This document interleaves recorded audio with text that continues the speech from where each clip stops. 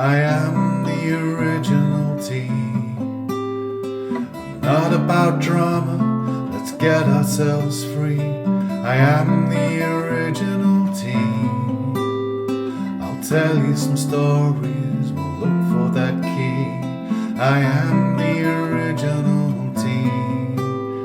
Let's talk about life, it's as vast as the sea. I am the original tea.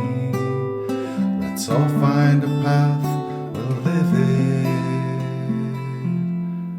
and let it be.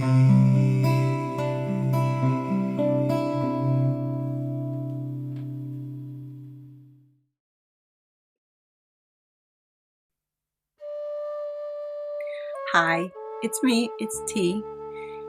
Welcome or welcome back. Thanks for joining if you're new.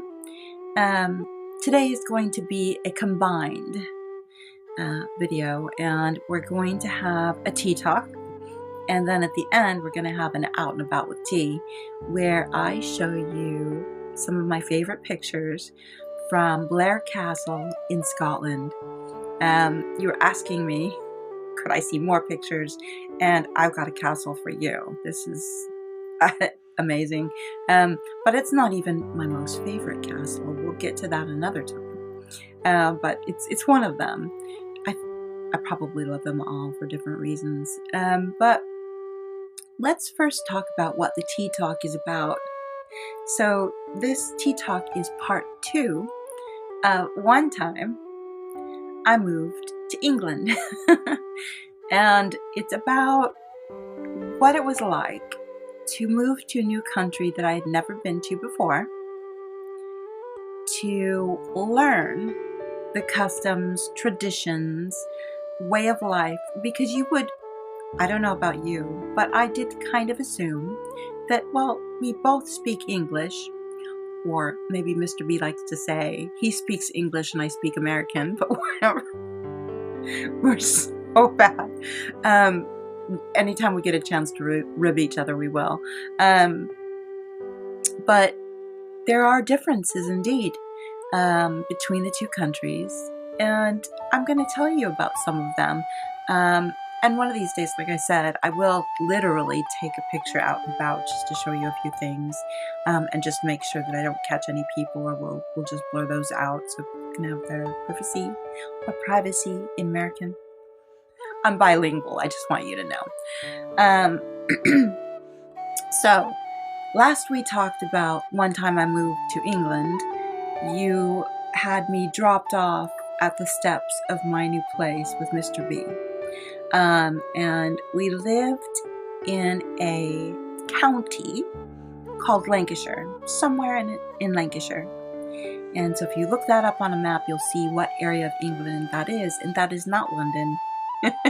And just like a lot of British people kind of imagine America to be Hollywood or New York, Lancashire is not London or even near the castle, not that castle.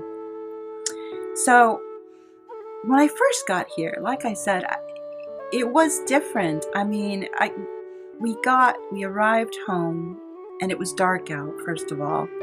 So imagine trying to catch your bearings when you wake up in the morning and you're just looking around and you're like, what's north, south, east, west? You know, I'm the kind of person that so bad with directions, but you know, I had landmarks to show me where things are.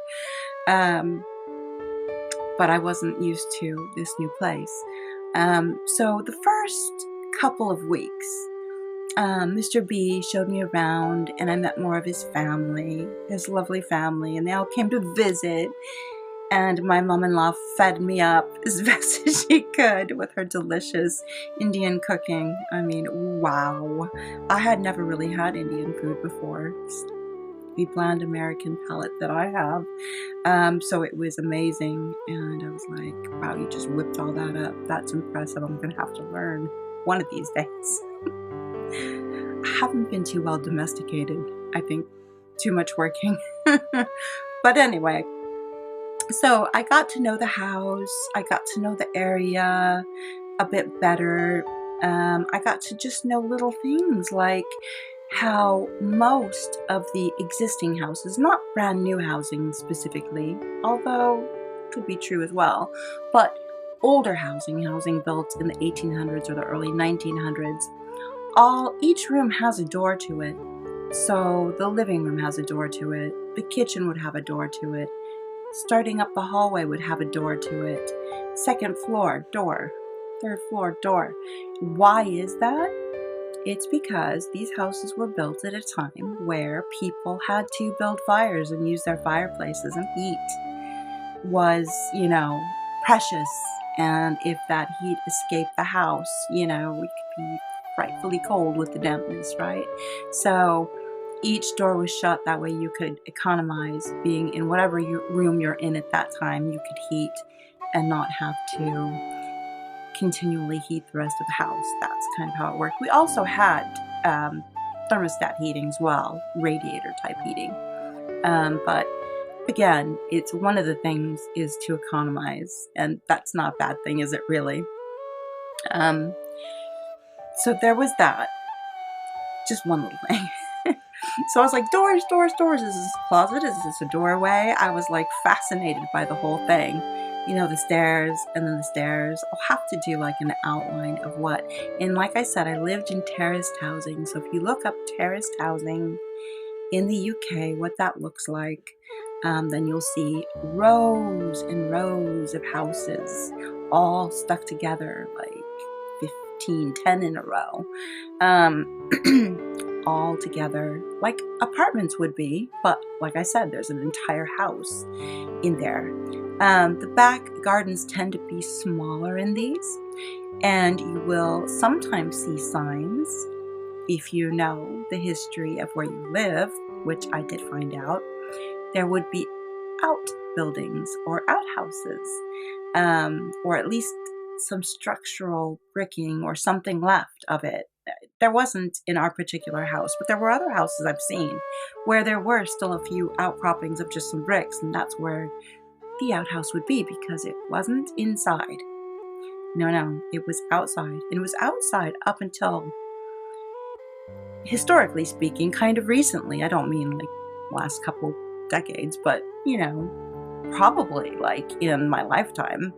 I would say when I was a little one, people probably still in some areas did use their outbuildings, to put it properly. So that just brings me on to another thing. Just on the way to the new house, stopping, they have motorways, not freeways, not highways, motorways, and that's how they're known.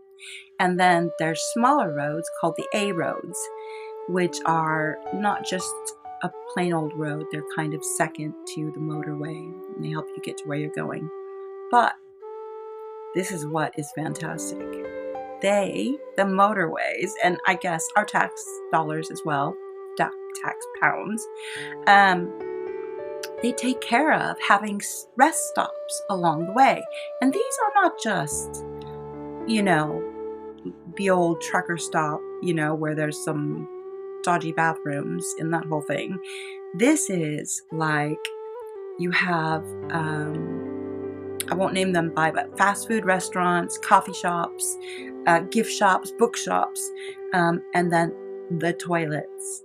And the toilets, aka bathrooms, which again, Mr. B laughs at me. He's like, I don't see a bath in this toilet area here. So it must be a toilet, not a bathroom. So anyway, some of them, or most of them, are fully closed. So you're not seeing feet out the bottom or a place up at the top there. You don't see gaps between where the door closes. It closes, you have your privacy. Some of them, I went to a bookstore that was it was an older building, and it was a bookstore and a coffee shop, and I went to the loo, and within the toilet stall was an actual sink right there. So there's lots of those too, where literally the entire thing is your own little world with the toilet, the sink, and a hand dryer. And the very first time I used one of these bathroom toilets was at Heathrow Airport. This is so embarrassing, but when I first got in there and did everything I had to do, I went to go kind of like flush the toilet, and there was no flushing, and there were buttons, but I was really confused. And one of them said, just like wave your hand over this thing, and I like waved my hand over it, and it was like, that was it. And everything is kind of like low level water, unless you specifically ask for a toilet that has high level water in your house. But low level, quick flush, button push, either against the wall button push or on kind of the top where you'd put that top casing, a button. Boom, flush. So there's that. And then, so let's just walk through the house. My first one anyway. And like I said, not all the houses are the same. And my UK friends would come along and be like, my house is not like that. This is a terraced house. This was the house I was living in. So let's make sure we put it that way. So walk in the door. And I see lots of other doors, of course. To the right is what would be the dining area, which would then turn out to be my office. I'll tell you about that later. And then further on were some stairs with a door, I think, at the top. And then further on was a closet under the stairs. Then the living room, door, living room. And then the kitchen in the very back. And so I walked all the way through looking around, just fascinated. Because I thought, this is a pretty roomy house inside. I mean, some of the kitchens tend to be smaller because, the living space is more important to some people. Some people redo and they make a bigger kitchen. This was a little galley kitchen, as we would know it in America. So meaning just a small area. The first things I noticed, besides what I've shared with you, are that the refrigerators and the ovens were smaller than the American standard size. So I was surprised by that. Not completely, because you know me, I'm T. I did a lot of research, and I was like, what should I take with me? Should I take any of my favorite baking trays or cookie sheets or whatever? And people were like, you know what? Put those in a yard sale, garage sale, car boot sale if you're from the UK, and get rid of those and just get some when you get here, because the depth and sizes of the ovens are different. They vary, and same with your fridge freeze. Fridge freeze much smaller, unless you get an American fridge freezer, or now they're starting to make bigger ones. But in the day, it was very small. I'm looking at this background that I have. I've literally been to cottages where you just go to visit, where that's the size of the fridge freeze right there. And just the very bottom slot is just for the frozen stuff. But it wasn't that small. It was bigger than that. So I was like, well, that's cool. Okay. And then I looked out, because in the living room was a little sliding glass door. And I looked out, and that was our little terraced yard. So there was a fence around it. And so a place where you could put a little place to sit, or some flowers or something like that. Just a little nook.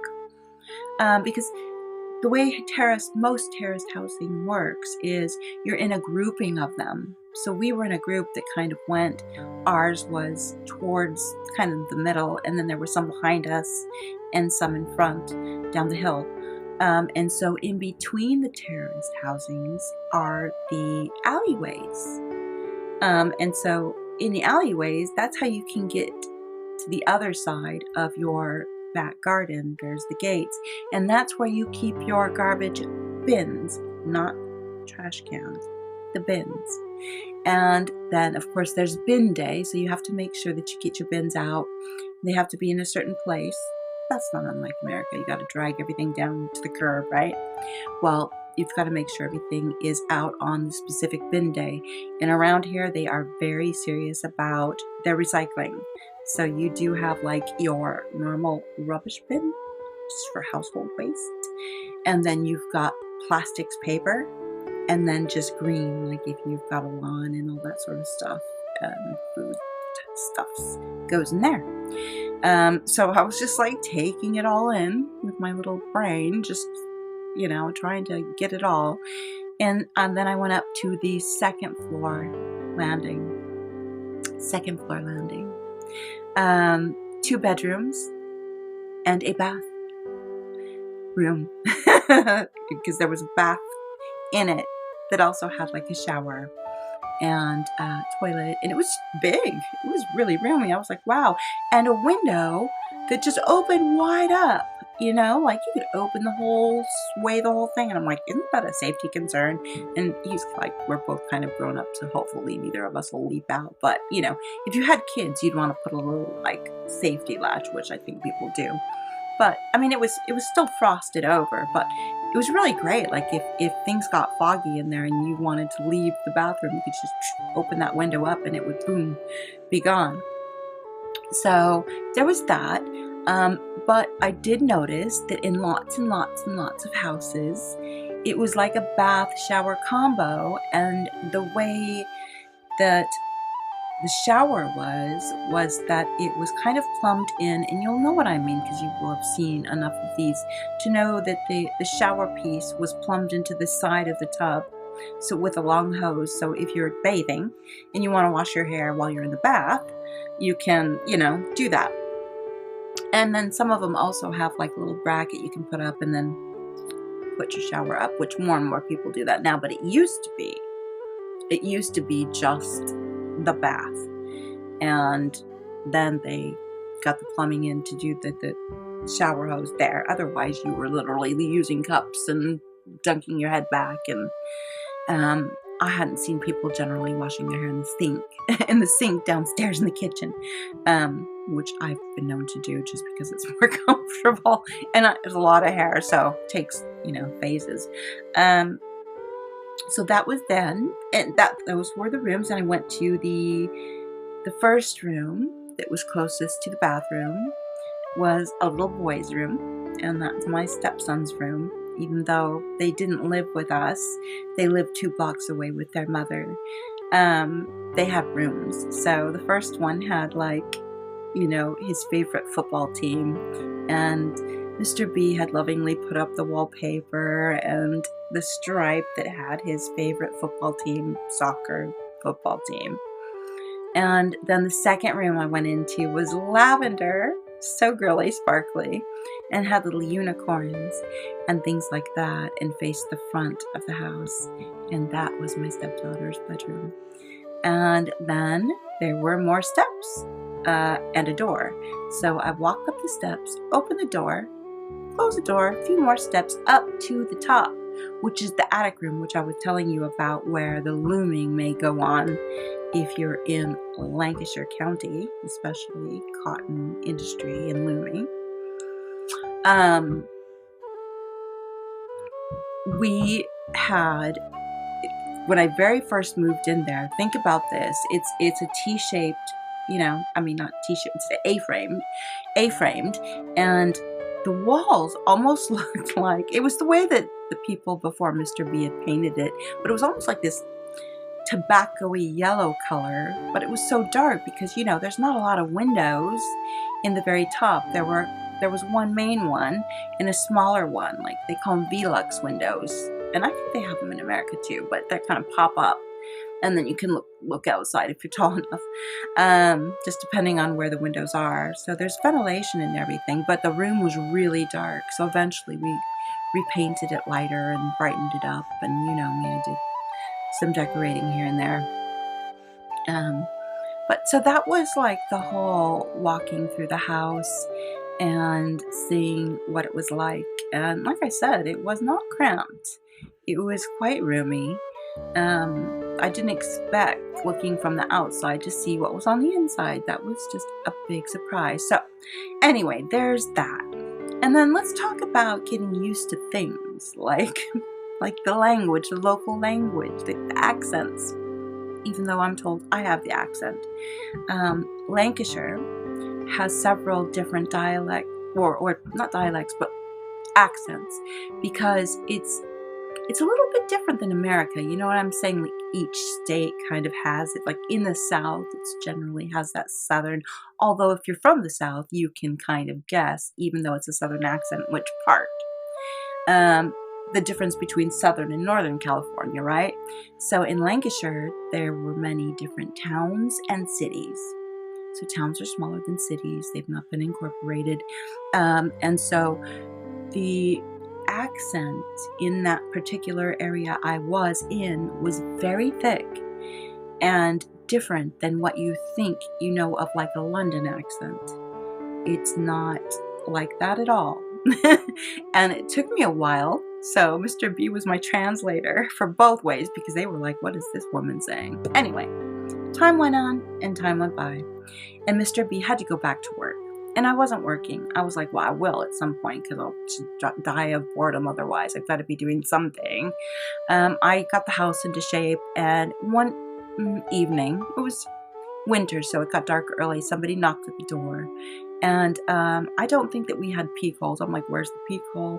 And, you know, a girl coming from like Southern California, you know, safety first. I'm like, hello, who's there? And they said something. And I'm like, oh, I'm sorry. Could you say that again?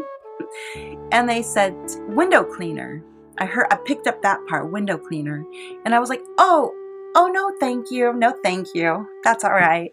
And then it was kind of like, I picked up the rest. It's like, what the hell do you mean? I'm your window cleaner. I'm here to get paid.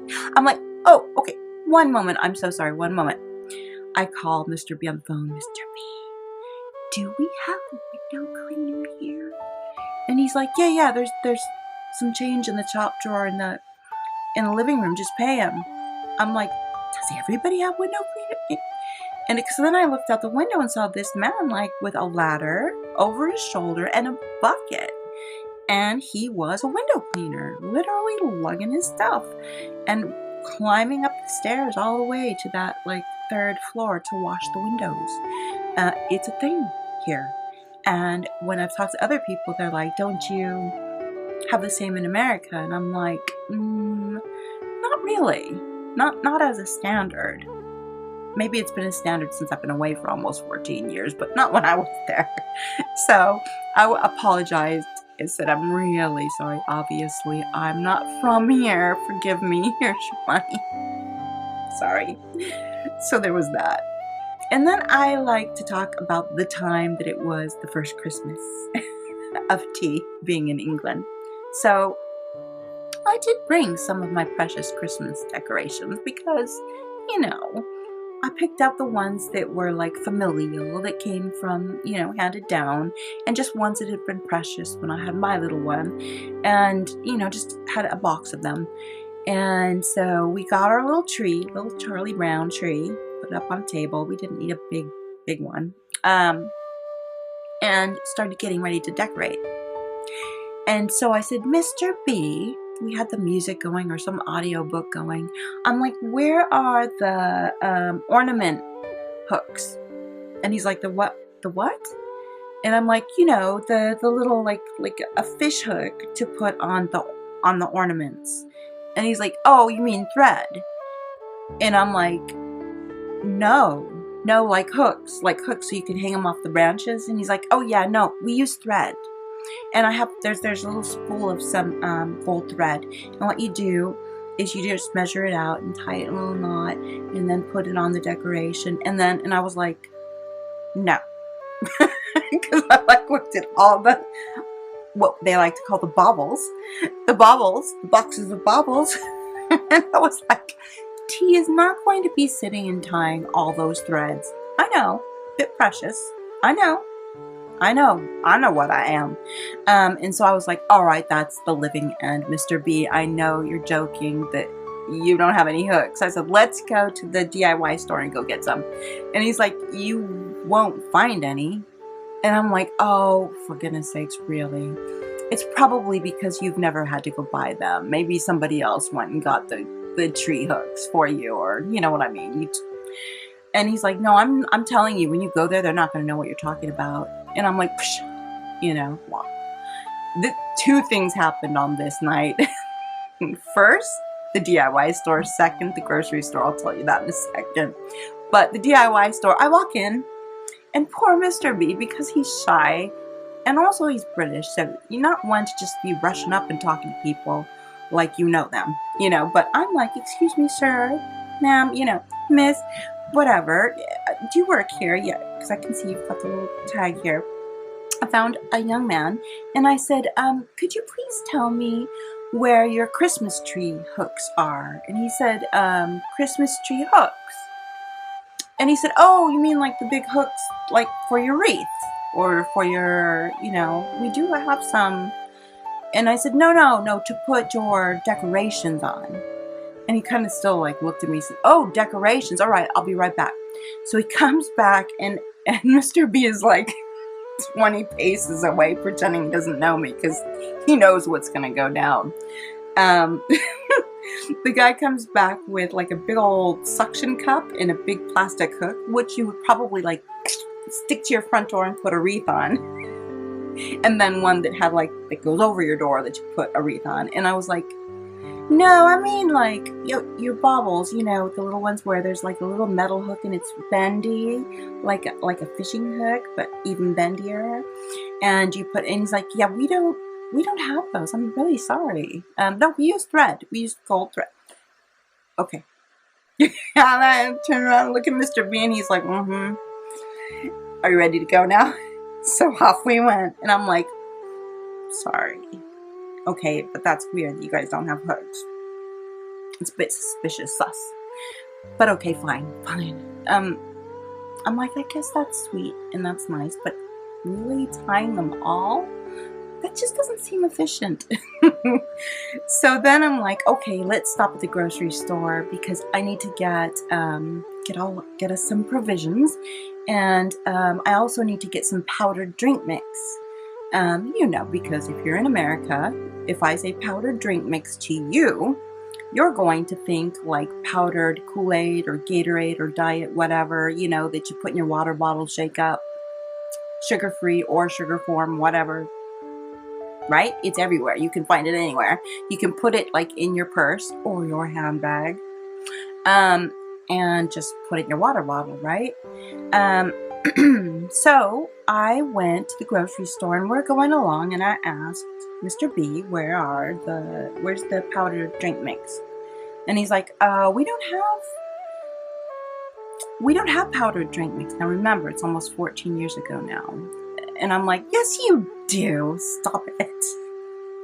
It was just another thing I just absolutely couldn't. I'm like, it must be like in the drink section or like the coffee section, or you know what I mean? Like where the other mixing things are, like powdered chocolate milk you have. He's like, yeah, we have that, but we don't have like the drink mix. And I'm like, all right, it's probably because you don't drink that kind of drink. So once again, T finds a nice lady, and I say, hello, could you show me where your powdered drink mix is? And she's like, powdered drink mix. And I said, yeah, it comes in little pouches, but they would be called sachets here. It comes in a little sachet, and you just pour it in your water and mix it up, and it's like a fruity drink or a diet drink or iced tea or whatever. I mean, really, thinking back, what was I thinking? That everywhere is America? I know that now, and I'm so, embarrassed of myself, but back then, no, I just thought it's only England, it's not that far away. Like I said, we speak the same language. Surely you have powdered drink mix. She said, oh, I know what you want. You want squash. And immediately in my mind, flashes before my eyes, a big bowl of squash, like at Thanksgiving time, the different kinds of squash we had that we would put out as a centerpiece. And I was like, oh no, no, I mean drinks. And she's like, yeah, squash, come with me. And so she walks me over to a section, and there are these bottles of concentrated liquid squash drink mix with sugar or with no sugar added. That was the drink mix, and that is primarily the way that people make their drinks for their little ones, or if you just want a cold drink. Otherwise, of course, they do have sugar-free sodas or sparkling soda, sparkling water, no sugar added drinks and that whole thing. But yeah, and again, I found Mr. B. He actually went to like a different aisle by then. He was just like, oh my God, I can't. And I was like, then like starting to lose it, because I think I'd been here a week and a half, and I was just so turned around, not that great. I hadn't felt that, you know what I mean? When you're in a new place, it takes you time, your body's malfunctioning, it doesn't understand the water or the food or the sleep patterns or where you are. All of a sudden, honestly, I turned about 7. We walked out of the store with whatever we walked out with, squash, no sugar added.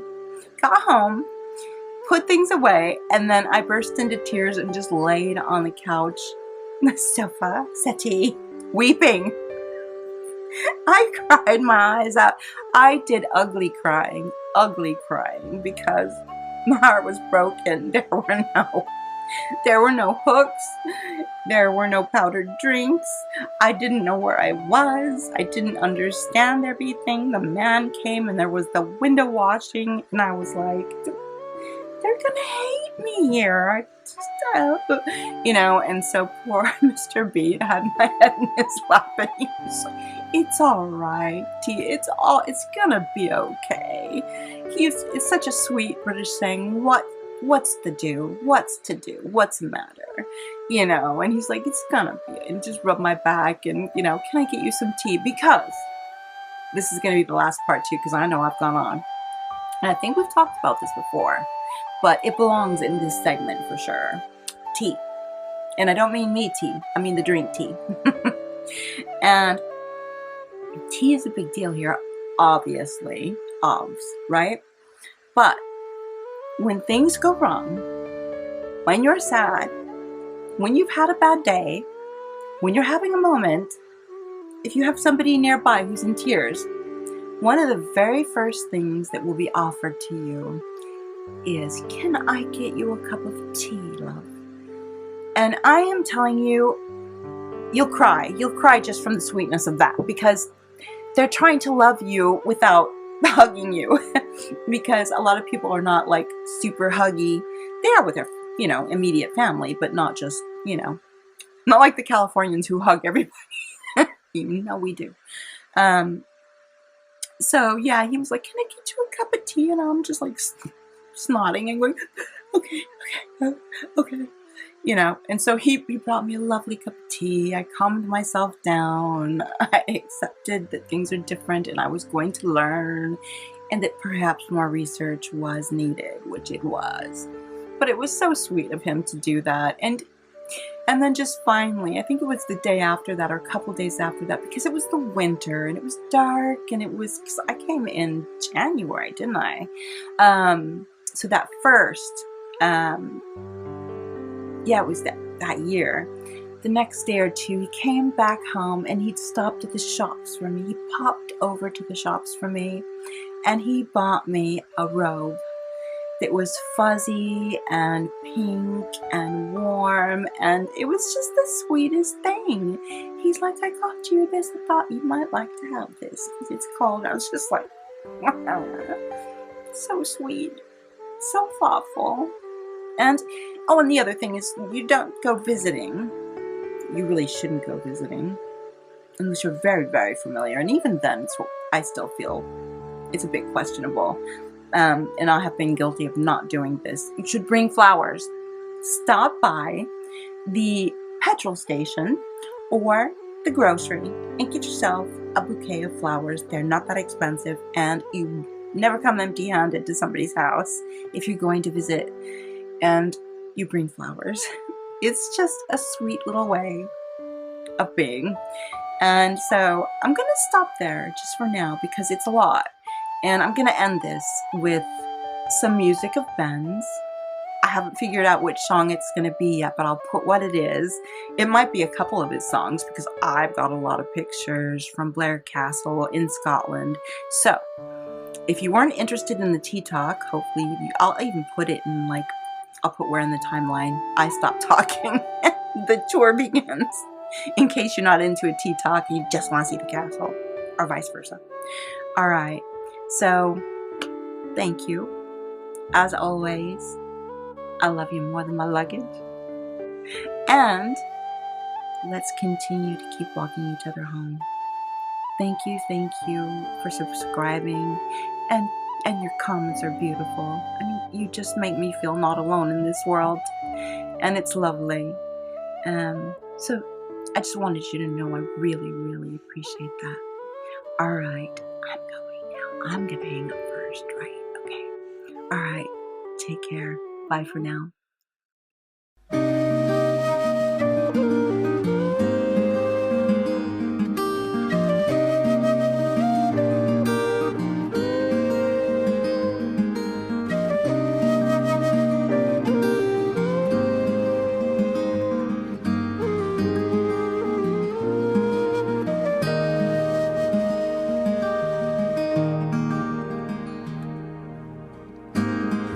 Was shining in my rearview mirror. They shone like beacons of light, bright with love and beauty. They lifted up the night.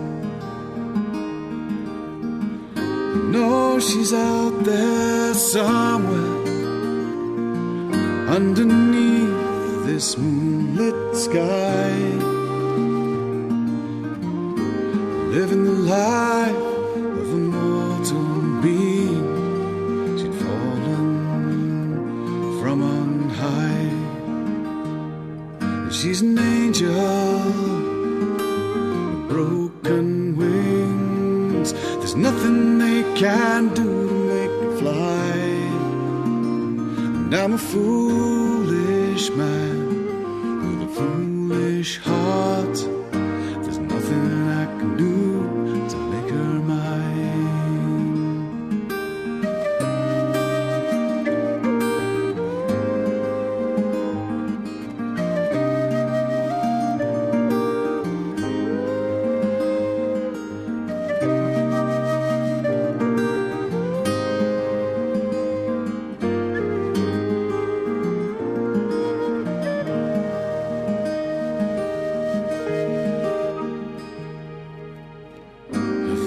Was calling me far away in the distance, the sound of such clarity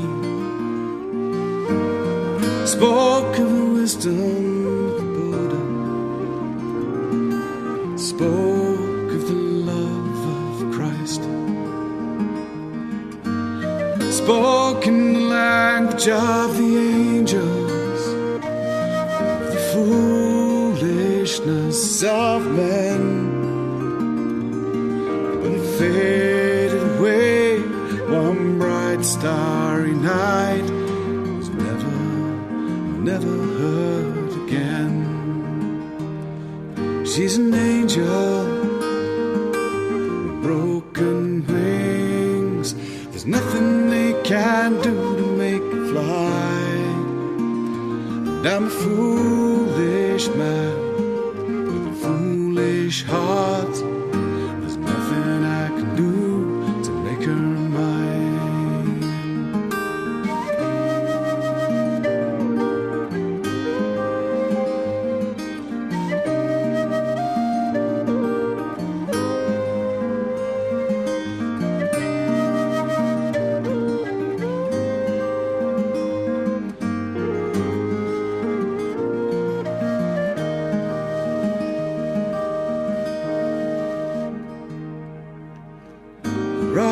They shine in my reflection.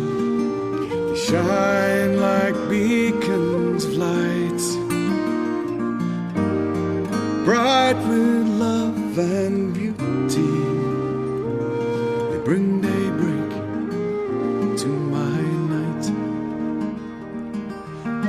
No, she's out there somewhere underneath this moonlit sky,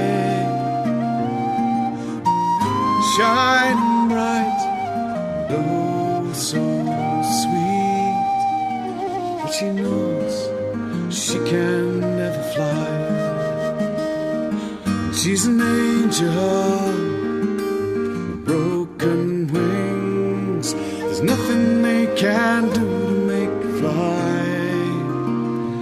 And I'm a foolish man with a foolish heart. There's nothing I can do to make her mine. And she's an angel with broken wings. There's nothing they can do to make her fly. And I'm a foolish man with a broken heart. There's nothing I can do, nothing I can do, nothing I can do to make her mine. Nothing I can do to make her mine.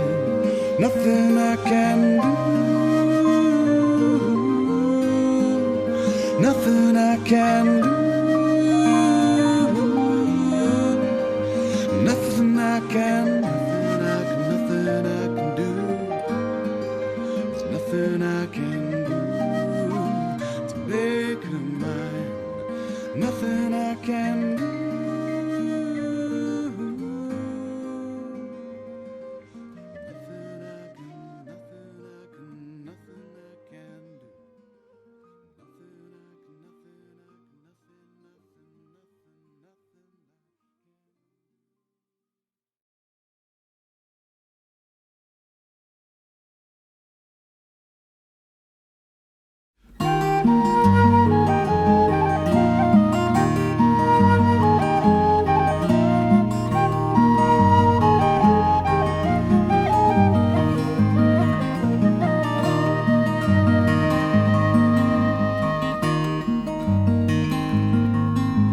As I was out walking by the banks of Loch Hughie, come, my dear fellows, the story I'll relate. I spied a dear comrade, all dressed in white flannel, dressed in white flannel, and cruel was his fate.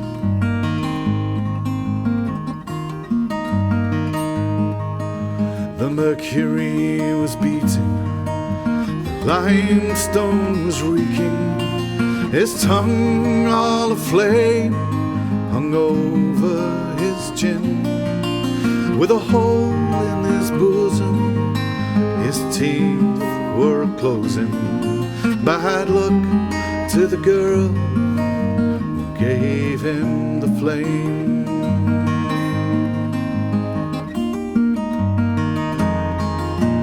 Had she but told me when she dishonored me, had she but told me of it in time, I might have been cured by those pills of white mercury. Instead, I'm a young man cut down in my prime.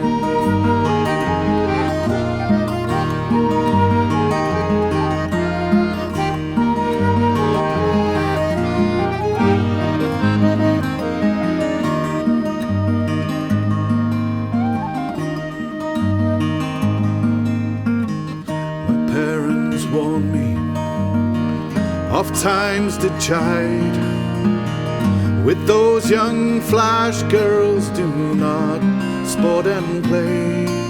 But I never heeded, no, I never listened. I just carried on in my own wicked way.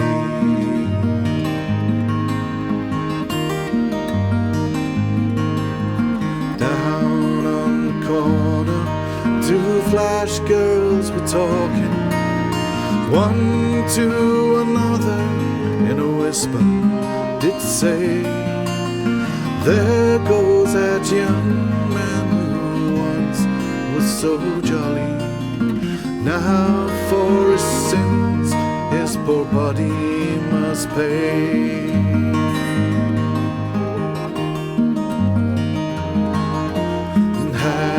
But told me when she dishonored me, had she but told me of it in time, I might have been cured by those pills of white mercury. Instead, I'm a young man cut down in my pride.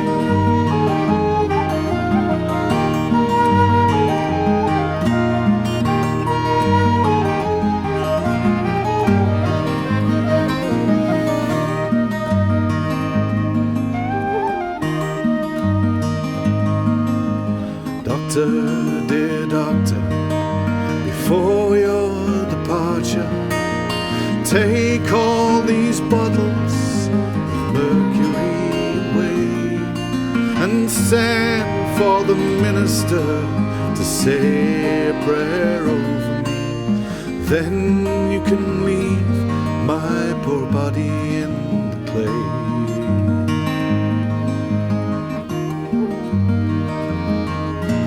Get me 6 fellas to carry my coffin, 6 pretty fair maids to bear up my pole, and give each of them a bunch of red roses, so when they pass by me they'll not know the smell.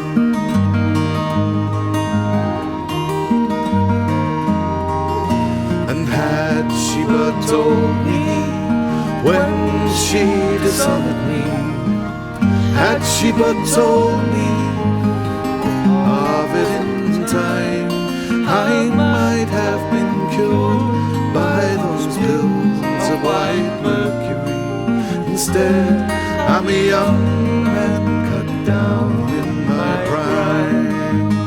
Had she but told me when she dishonored me, had she but told me of it in time, I might have been cured by those pills of white mercury. Instead, I'm a young man cut down in my pride. In my pride.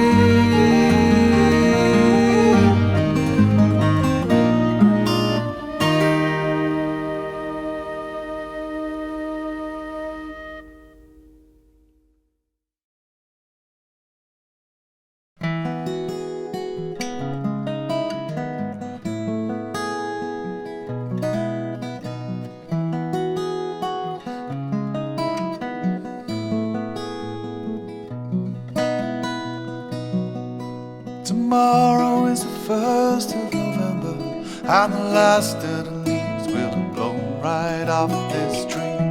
The witches and devils walking hand in hand with the skeleton and a ghost. Down the street where I live, there's a man who wouldn't open up the door or open his eyes just to see them. Hear the voices of children, they're running down the street singing trick or treat, with masks on their faces, buckets of sweets and pumpkin lanterns. Candles inside will flicker and die, but will their memories hold as someday fade away?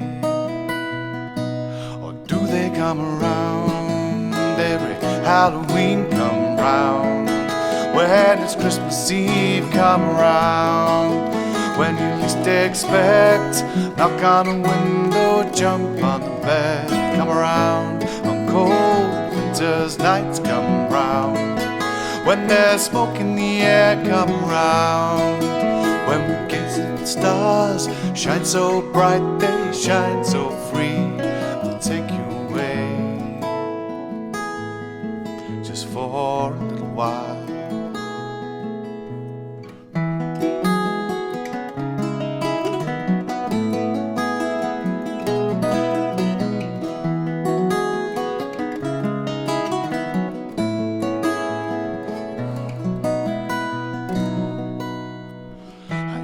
Get so excited, was the 5th of November, Bonfire Nights. But now it's a nuisance, 'cause it frightened the dogs and the old folks too. But once in a while I light up a smile when I remember the way I used to feel. When it comes around, every Halloween come round, when it's Christmas Eve come round, when you least expect, knock on the window or jump on the bed. Come around, when cold winter's nights come round, when there's smoke in the air come around, when we gaze at the stars, they shine so bright, they shine so free. They'll take you away for a little while.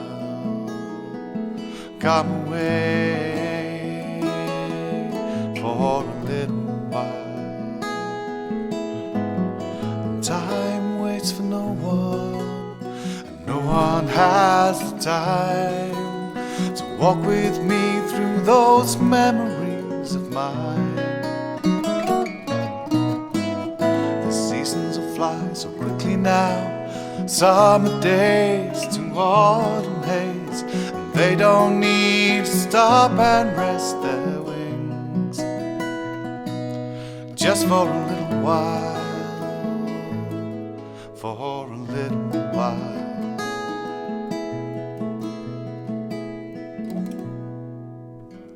All Saints' Day in the morning, and the last of the witches have gone back home to bed. I'm looking out of the window, and I'll find the boy, the one in the streets, white linen sheet from his mother's bed.